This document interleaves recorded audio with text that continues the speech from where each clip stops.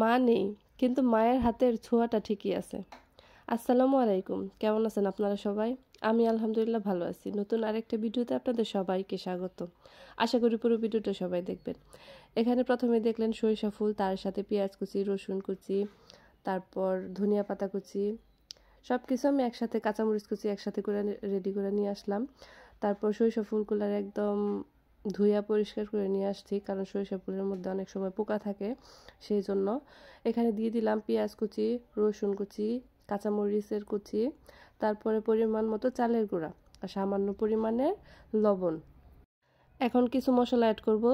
দিয়ে দিলাম মরিচের গুঁড়া, তারপর হলুদের গুঁড়া, তারপর ধনিয়ার গুঁড়া, তারপর স্বাদ মতো লবণ দিয়ে একসাথে সুন্দর করে মিশিয়ে নেব।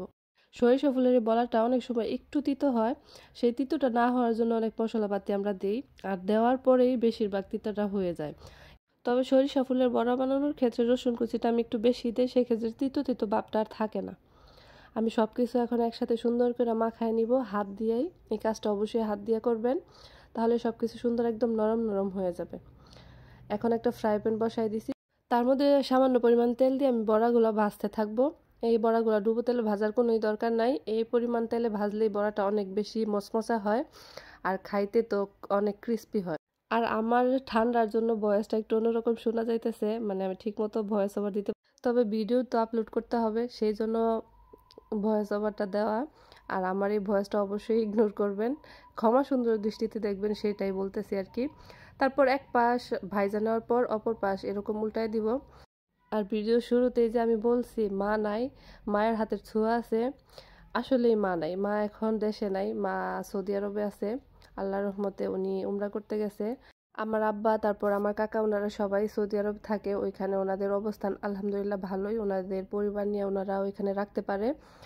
তো আমার কাকিমা, তারপর আমার মা সবাই উমরা করতে গেছে। আর মা যাওয়ার আগে এই সরিষাগুলা বীজ বুনা রেখে গেছিল ক্ষেতের মধ্যে, আর সেই বীজ থেকে এখন আমি ফুল পাইছি বা সরিষা পাবো। সেই জন্যই বললাম মা নাই, মায়ের হাতের ছোঁয়া আছে। এখন মায়ের হাতের ছোঁয়া আর ভালোবাসায় আমি বানিয়ে ফেললাম সরিষা ফুলের বড়া।